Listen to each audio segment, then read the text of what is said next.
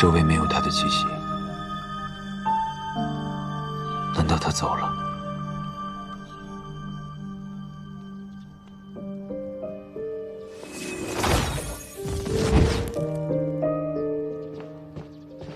师祖，他去哪里了？我也不知道。庭院让我不要跟着他，他只说要把雷鸣山谷抓来的衍生虫派上用场。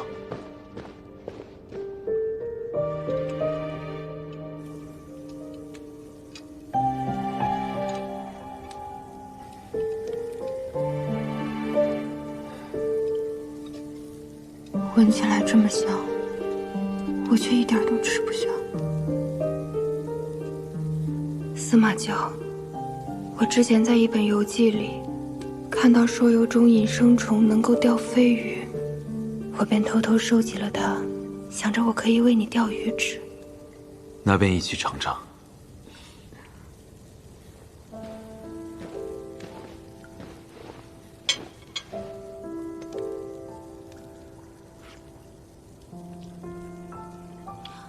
你以后不能再这样了。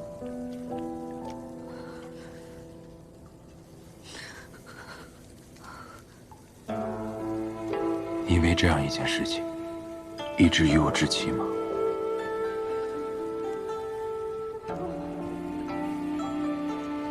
如果你对我来说是那个高高在上的师祖，我是不敢跟你置气的。可你不是了，你现在是这个世界上我最亲近的人。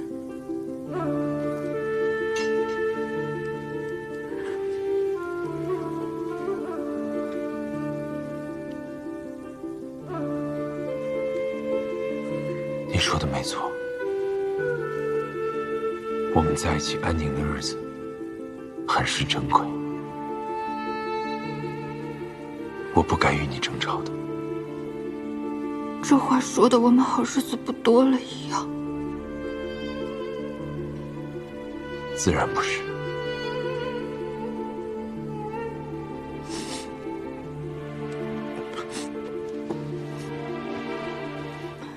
下午没睡好，困。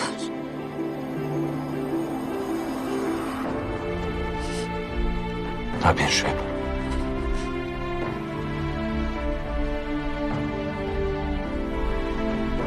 听言，我看到你落泪，是我生平第一次感到后悔。我以后再也不会逼你做你不想做的事情。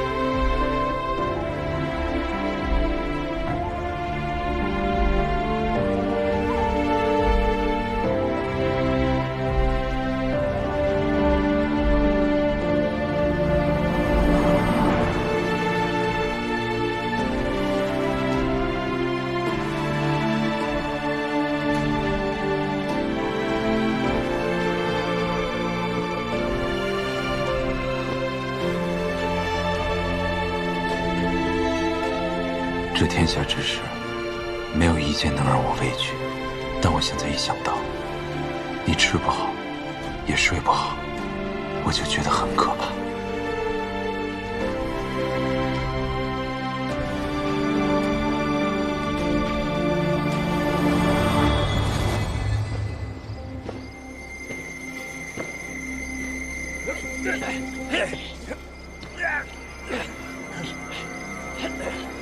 稳住！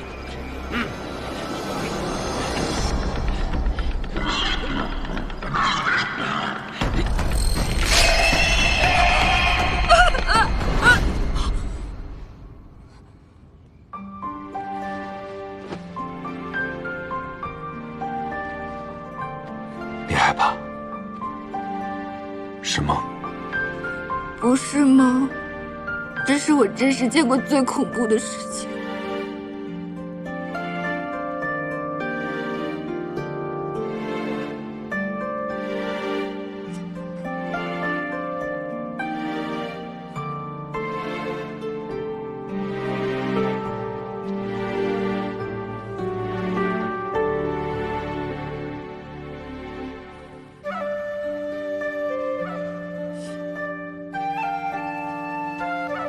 我曾经在自己的灵府里见过尸山血海，也见过无间地狱，竟不知一个人会因为杀一只畜生而遭受如此折磨。你拿我的害怕当开眼界了？自然不是。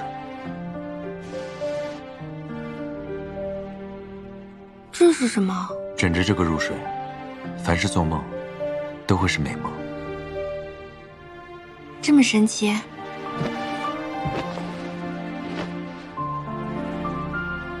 这个枕头不像看上去那么个人，还挺舒服的。我今晚也进灵府陪你。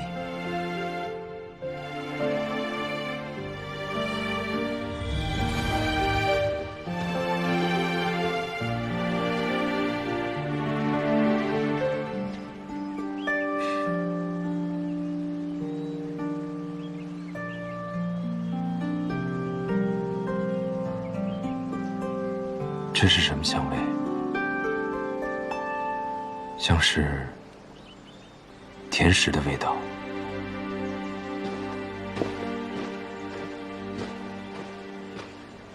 祝我生日快乐！祝我生日快乐！祝我生日快乐！祝我生日快乐！来，大家一起祝师姐生日快乐！哎，谢谢啊！来，生日快乐！你们干啊，我随意。好。来，天言徒儿，咱们把蛋糕分一下吧。好。哎，拿盘子，拿盘子，拿盘子。这个好。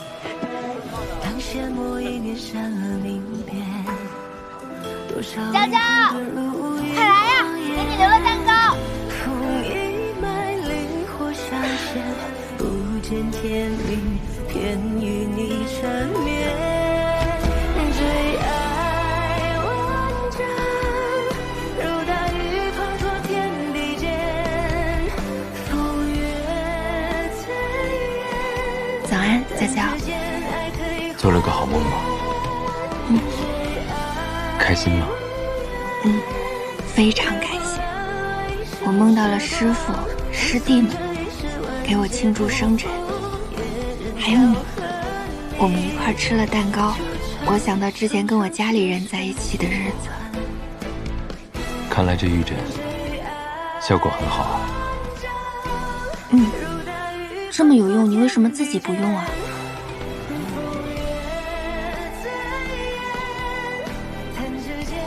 我拥有特殊的能力，所以相对来说，不少的法宝和灵药都对我无用。这只玉枕亦是如此。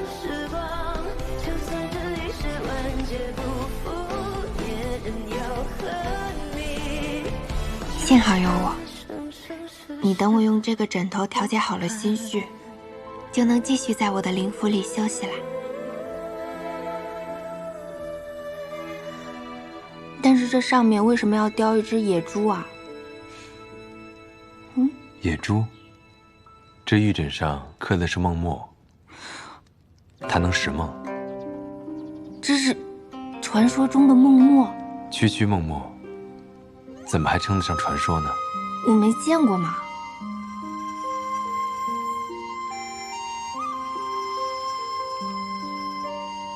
那等我归来，我带你去看梦墨。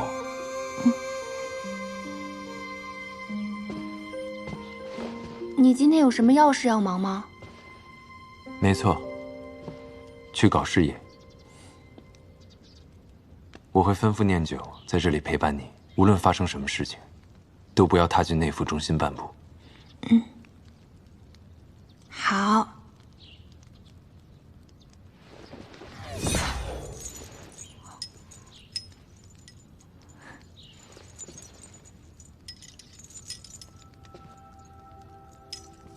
这个璎珞项圈不是在渡雷劫的时候坏了吗？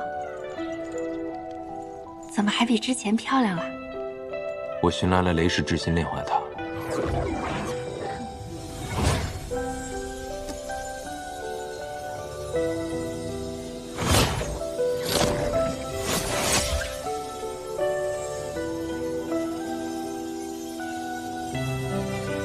以后就算遭遇雷劈，也不会有任何损坏。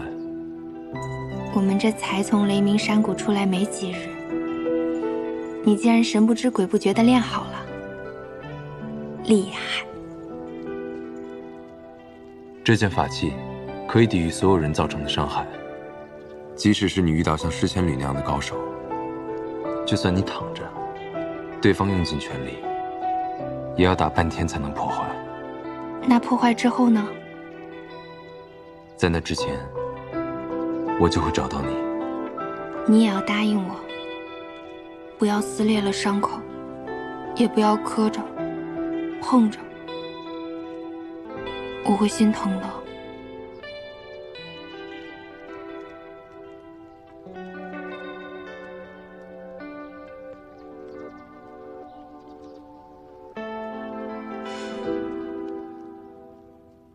没人能伤得了我。交给这祖宗厉害的。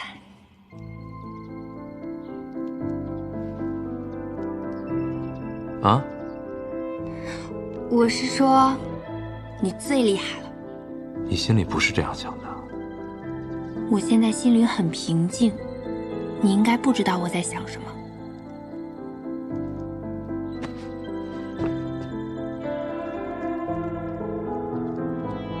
我不用听，我能猜。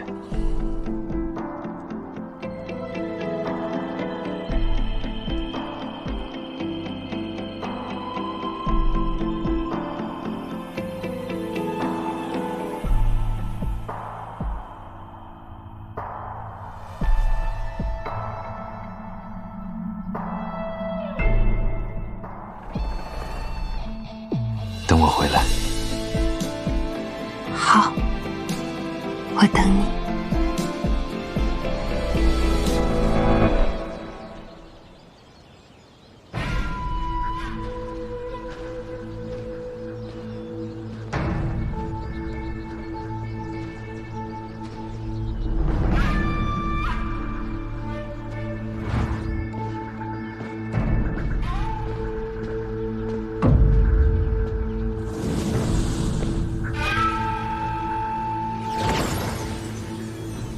你身上还有另一缕司马氏的血气，是那供养灵火的人让你带我去找他。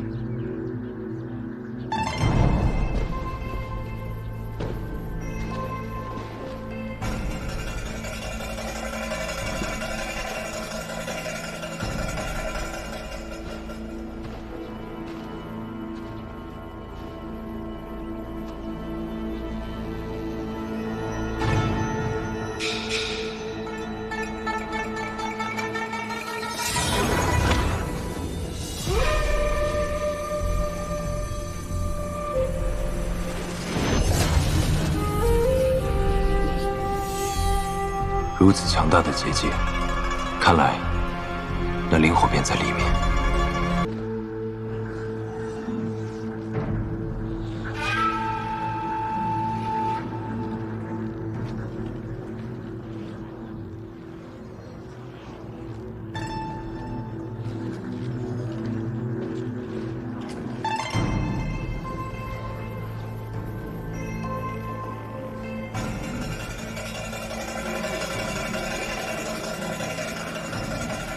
血雾阵，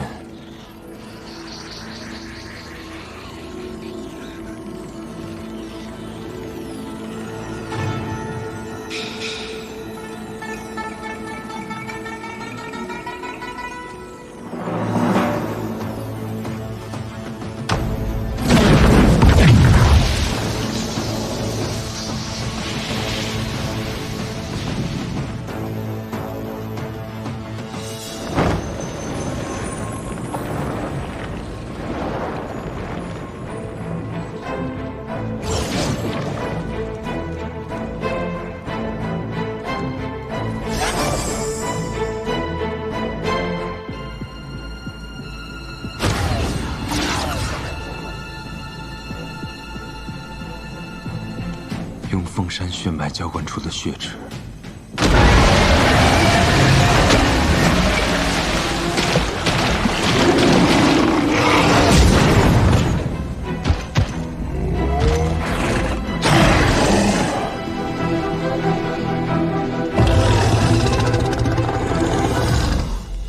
看门狗。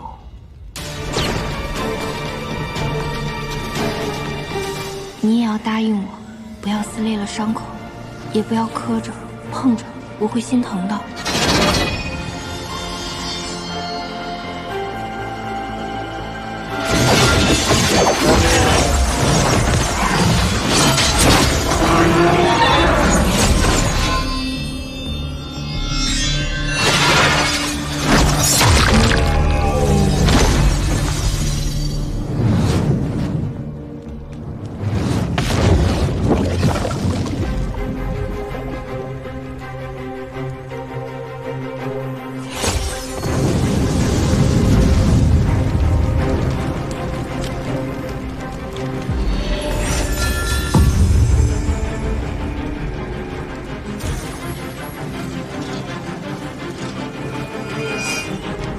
进来。你是何人？娇儿，来，我会告诉你答案。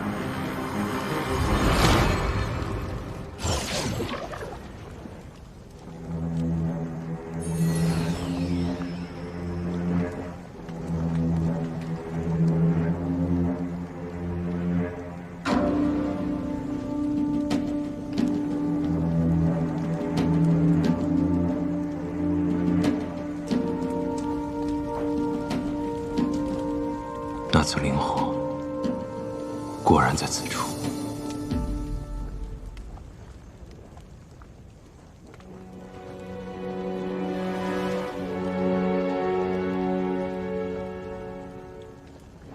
我的娇儿，你终于来了。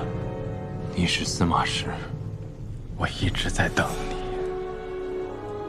原来你没有死在白鹿崖大火中。看来娥儿还是听了我的话，将灵火与你相融了。你能坚持下来，我很欣慰。我带你出去。不用白费力气了，我在这儿等你，也不是为了要出去。我这残破的身体，也不可能再出去了。我在这儿苟延残喘的等你，就是为了告诉你当年的真相。飞升诅咒令司马氏人丁愈发凋零，流着珍贵血液的我们，从统领者日渐沦为八大宫的工具。到了我这一代，已全然失去了自由。八大宫为了诞下更为纯粹的凤山血脉供养灵火，逼迫我与你母亲结成夫妻。不久之后，娇儿你便带着最为纯粹的凤山返祖血脉降生于世。看到如此纯粹的血脉，八大宫贪婪愈盛，得寸进尺，想让我们诞下更多血脉，遂将我与你母亲封印在白鹿崖。司马一族应寸步不离守护灵火，还请师祖潜心安于白鹿崖中。这和将我们当作囚徒有何区别？你们眼里还有我们这些师祖吗？我本想和凤山灵火融合，以便获得那强大的力量，来终结八大宫的阴谋。然而灵火威力强大，我承受不了那么巨大的痛苦，有一段时间陷入了疯狂。最终，我只能放弃。如此痛苦，你却依旧选择让我来融合灵火。那真的是迫不得已呀！你有着罕见而纯粹的凤山返祖血脉，定能承受灵火，成为破解飞升诅咒的第一人。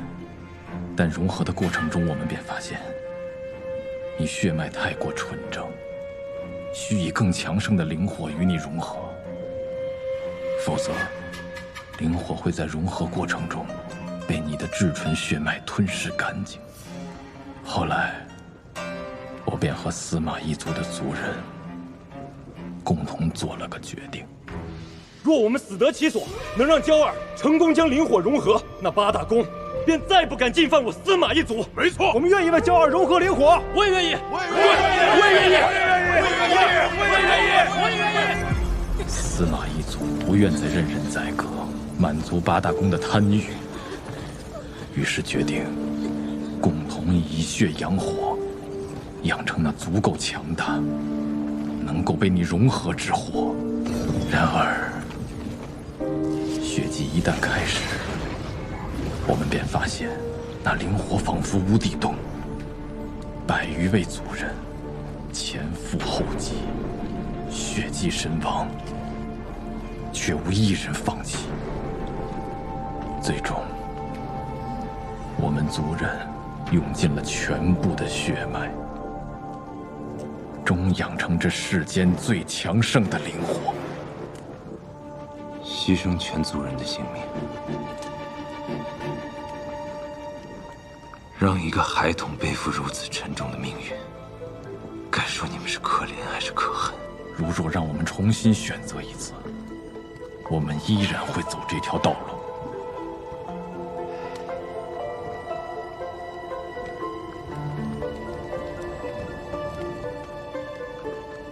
那你又为何会在此处？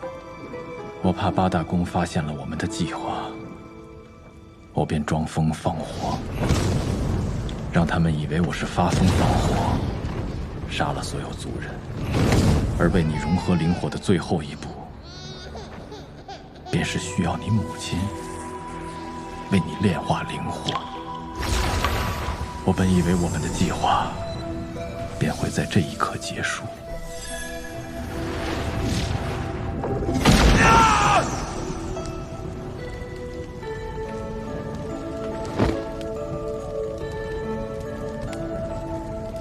死了，不好，司马恶呢？白鹿崖大火时，世家安插在八大宫中的眼线，发现了奄奄一息的我，于是将我从白鹿崖偷偷带走。原本世家的确是想救我，但我被救出以后，急于想要找到你，让世拥有从我这里获知了破解飞升诅咒的秘密，这引起了他的贪欲。世拥有伙同他的弟子10千缕，从白鹿崖偷走了一小簇即将熄灭的灵火分身，以我的身体作为灯芯供养。同时，师拥有与10千缕暗中打造了白凤山，收集凤山血脉，以血来培养你这簇灵火。没错。既然你到了这儿，那这一切便都该终结了。娇儿，你要记住，我们是凤山一族，凤山一族天生不凡，注定与天地同寿。天地同寿，你看清楚了，如今这司马一族只剩下我一人。只剩下你一人又如何？只要你能活1000年、10000年，只要你不死，凤山一族就永远在，我们一族的辉煌便有重现的那天。只要你把它吞噬了，你的伤势不仅会痊愈，更能让你体内的灵火倍增。除了强大之外，还有一种可能，我在吞噬灵火的过程中，被灵火瞬间燃尽，对吗？你是1000万年罕见的凤山返祖血脉，你定能做到我们不曾做到之事。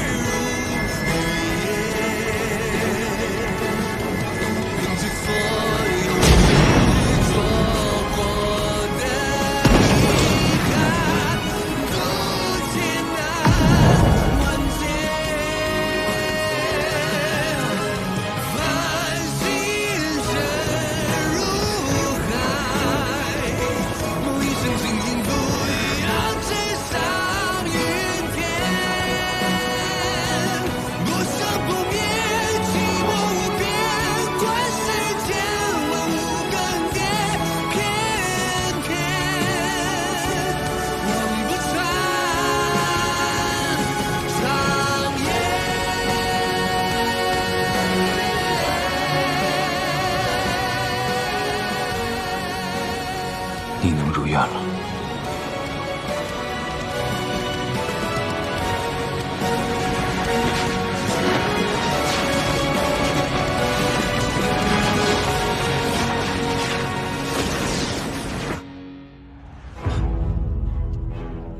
不好，太尉者出事了。掌门，叶公主传信，已有廖廷彦下落。速热介入林，将廖廷彦绑去太玄峰，否则他因职攻族人，都要死。是。我感知到了，太尉山的灵火有异样，恐怕这司马娇已经找到了那里。我先行去查看，你速速通知各国公主前往太玄峰布阵。一旦这司马娇现身于太尉山，我便会利用廖廷彦，将他引去太玄峰。到时候，我们各国公主合力将他擒获。是。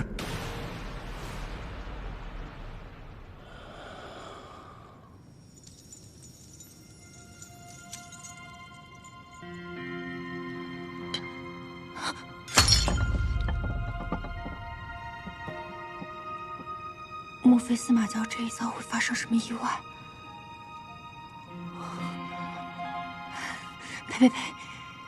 哪有自己助自己道侣的？他那么厉害，能杀他的人恐怕还没出生，哪怕受点小伤，也不会有大事的。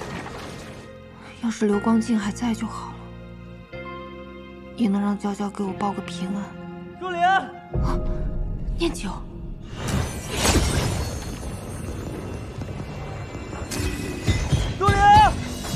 朱灵，念九，廷彦，抓住他！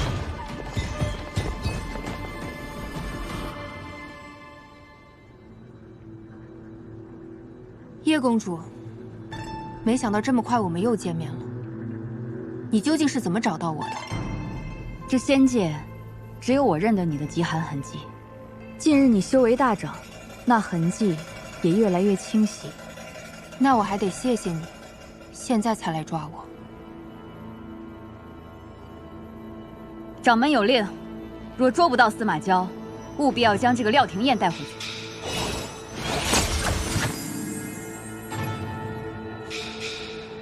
廷彦，找死！叶公主，你究竟站在哪一边？你一个小小的弟子也敢质疑我？是掌门是让你们监视我，但没有让你们命令我。我做什么决定，无需向你们解释。还是快办正事。带走。走。你们放开他！廷彦，放我出去！朱灵，你快放了廷彦！朱灵！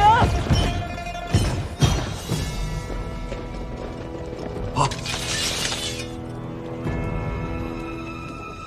我的灵火！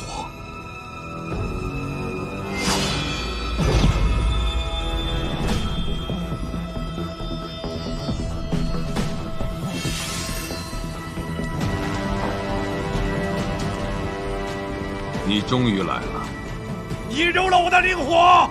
我们几百年筹划的大计，竟让你得了利！司马娇，你这个卑鄙的、该死的混蛋！过奖了。哎！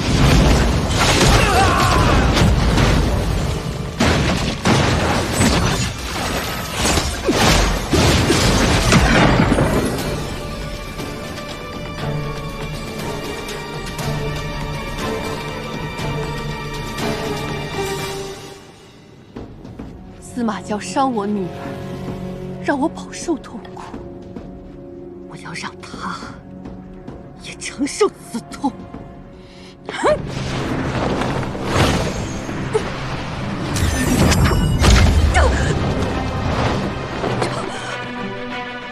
这是怎么回事？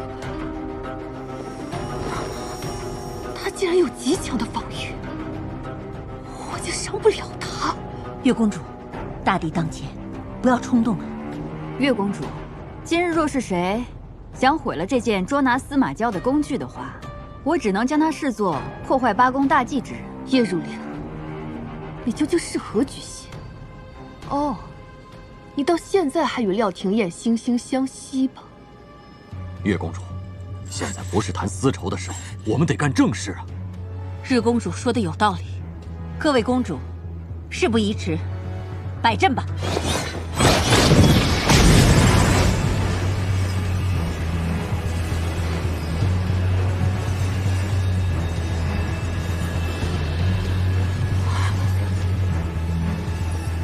还请立即通知师长们人已带到，让他速速将司马娇引至太玄峰。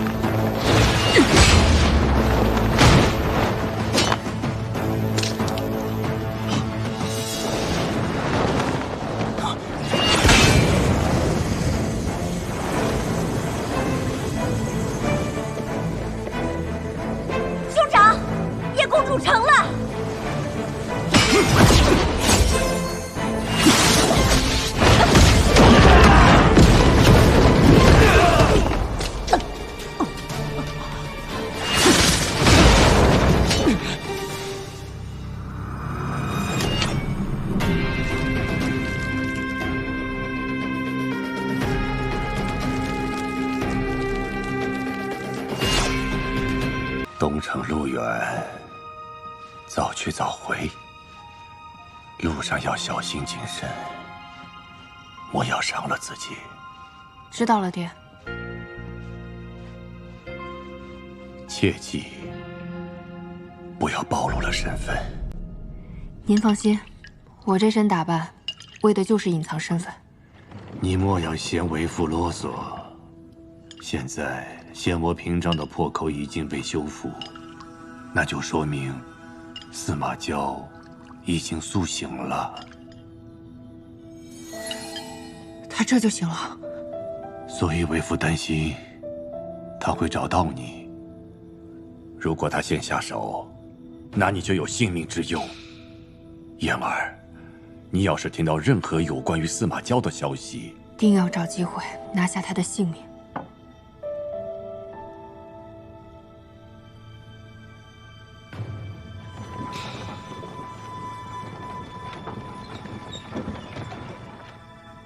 爹，您说过很多遍了，司马娇是我施家不共戴天的仇人。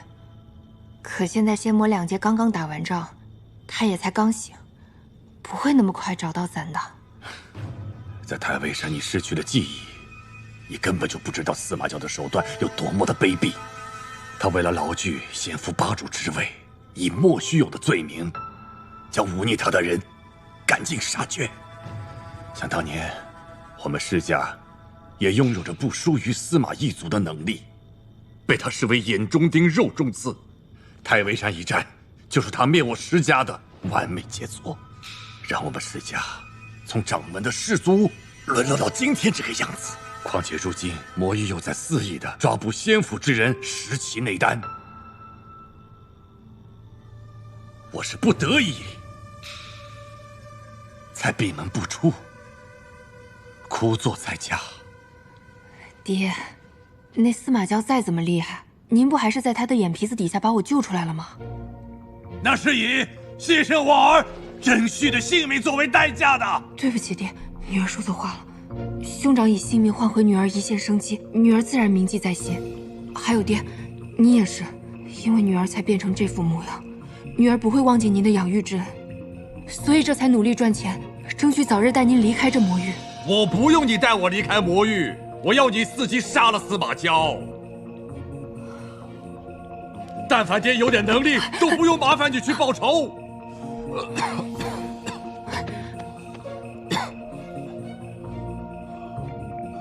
你懂了吗？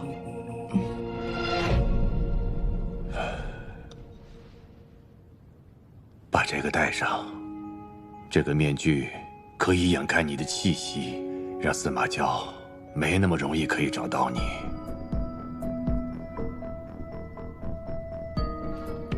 这都是为了你好才替你着想啊。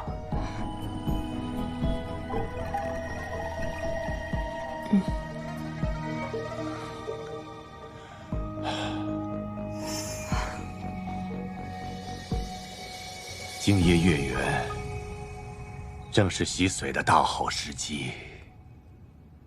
可不可以不洗髓？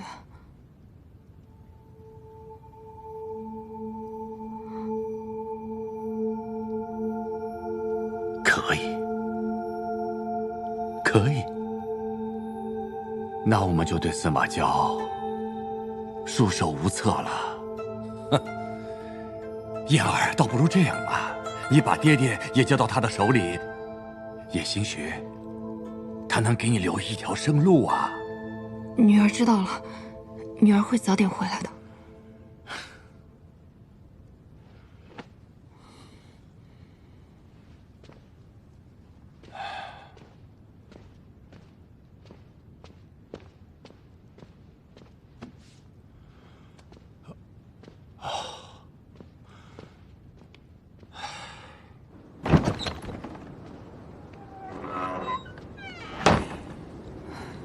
一天天饿得连走出这鹤仙城的力气都没有，还想着复仇。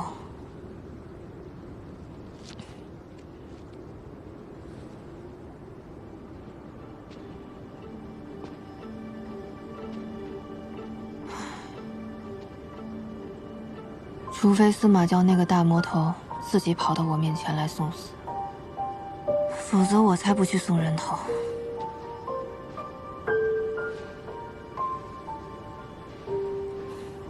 不然下场可能跟你一样吧。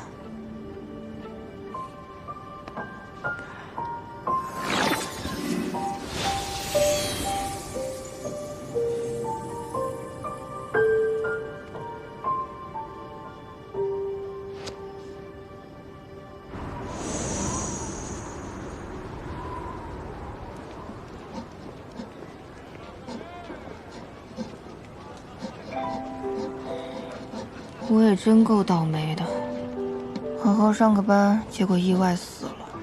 穿越来吧，还穿到了这样一个环境恶劣的魔域，活得一日不如一日。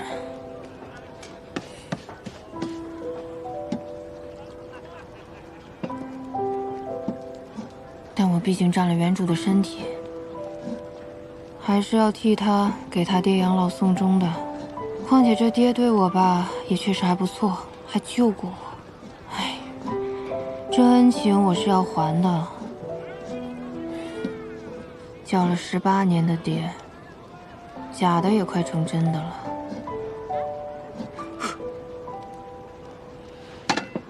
不过我真的打不过司马教那个大魔头啊！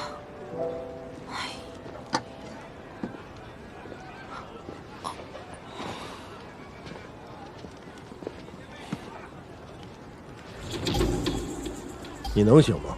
我听说你收尸的本事不错，这才大老远喊你来东城的。修爷放心，包你满意。去吧，麻利点。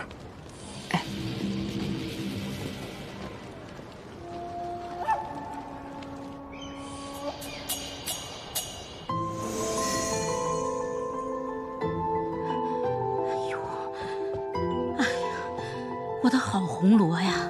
你这平日里不惹事儿，这一惹事儿，偏偏给我弄死个惹不起的主儿。我又不是故意的。再说，谁让他色胆包天，对我动手动脚了？自己修为这么低，还想与我同修，真是晦气。杀个人是小，关键是把我这招牌砸了，这事儿可就大了。老板娘，听说您遇到麻烦了，这不，我给您送解决办法来了。就这身板能摆平这事儿？就是啊，我看今日这道大菜，你这小胃口怕是无福消受。欺人太甚！哎，我这同僚虽然长得瘦小了些，但这善后收尸的本事可是一流的。他可是我特地从东城叫回来的。是吗？要不你试试？这事儿不太好办呢。我就知道你办不了。不太好办，不是办不了，是要费些功夫，才能将红罗姑娘干干净净的摘出去。当真能将我摘得干干净净的？明人不说暗话，吃个酱。18块魔石。18块魔石，太贵了，怎么不去抢？这样吧，若是今天能将二公子的事情解决的话，我做主。咱们胭脂台以后少不了你的好处。这次能不能就先便宜些？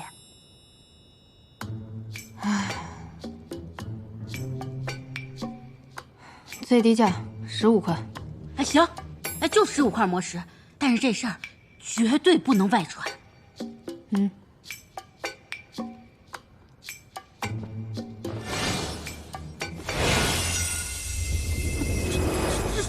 在下布置现场了，做成这2人与二公子斗殴致死，与红罗姑娘无关。过程呢会有些难看，各位请先行出去吧。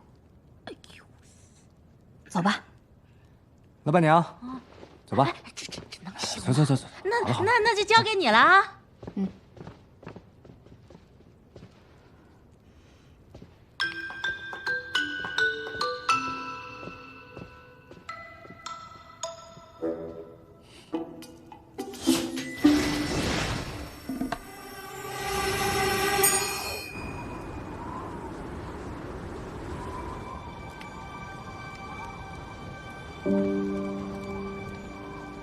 师祖，这魔域到处都是这样恶劣的环境，您先暂且忍耐一下，我们今日就在东城歇脚吧。成功啦！这是我用师祖您帮我提升的修为变出来的，如何啊？我为你提升修为，你就拿来做这些？这能让你开心啊，不好吗？师祖，我想庭燕应该也不想看到您这样伤心难过的样子。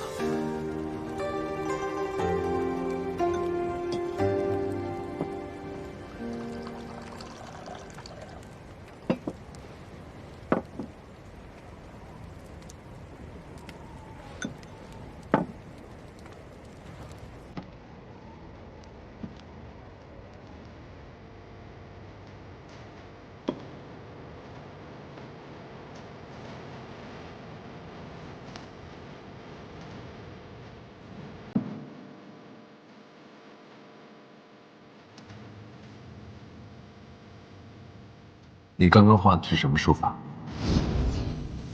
这个叫颜文字，我的专属密码。可爱吧？庭燕，他没有死。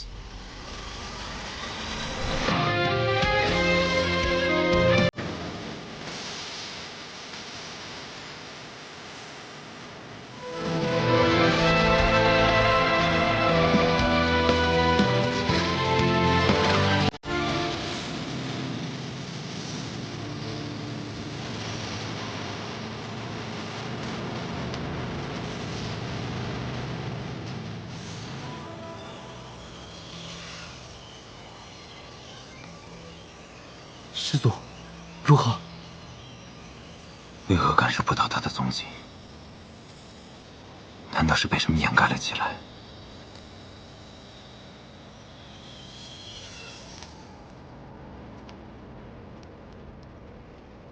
但总归他还活着。说好了啊，这顿得你请。自然，15块魔石呢，没有你的帮腔，我也挣不了那么多。是啊，要是我们那抠门的老板娘知道我们俩假装不认识，还联手抬价的话，那我估计她得气死。红罗，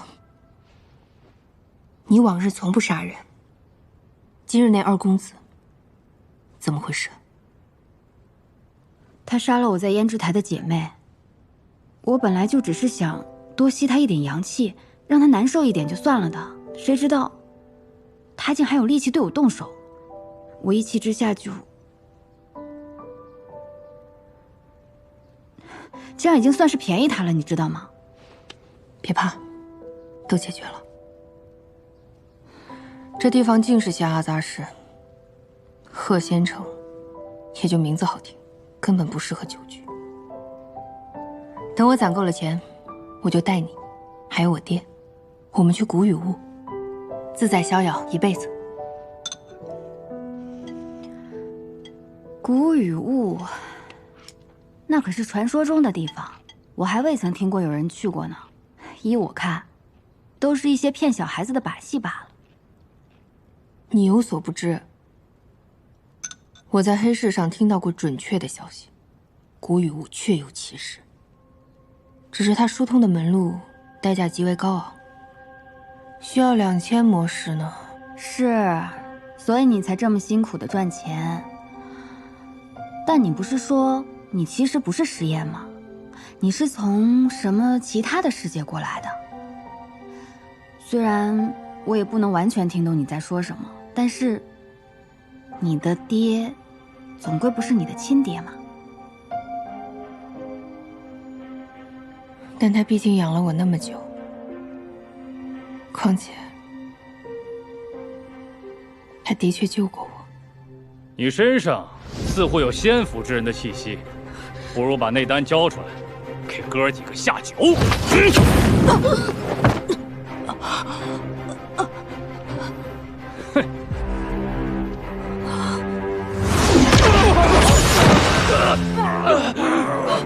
爹，燕儿，你快走，我拦住他们。不，我要跟爹一起。你走啊！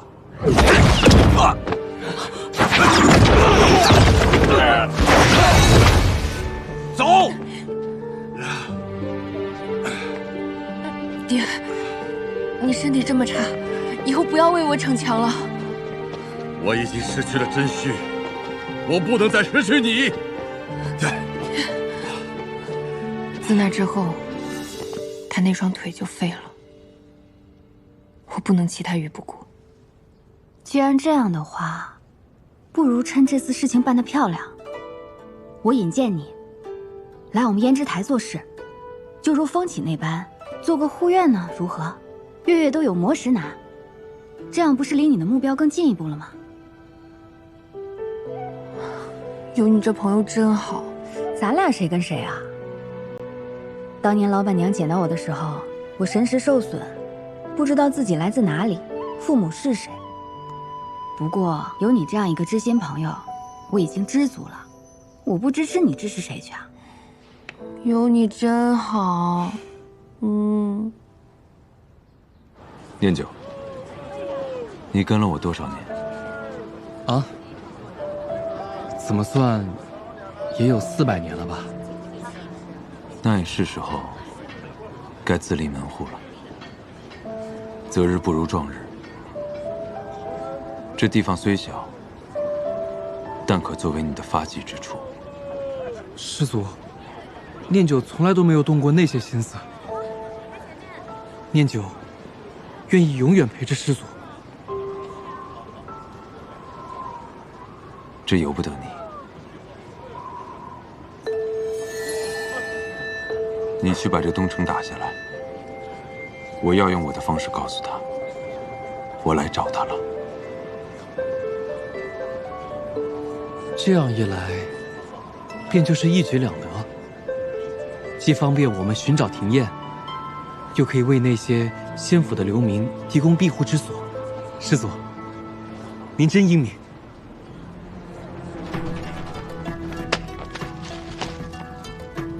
魔主今年要求的贡品数目又变多了，魔主力量无人能敌，咱们只能乖乖听他的命令。外面什么动静？城主，不好了！有2个不知底细的人突然闯进了城主府，把我们的人都给制服了。你们几10个人打不过2个人，什么人这么狂妄？带我看看去。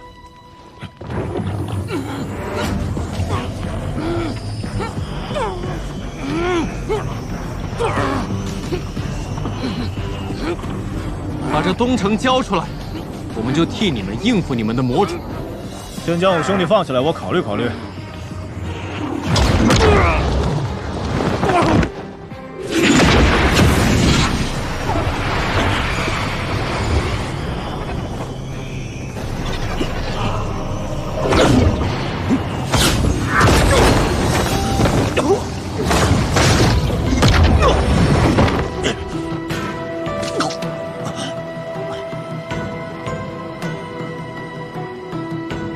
如何？考虑的怎么样了？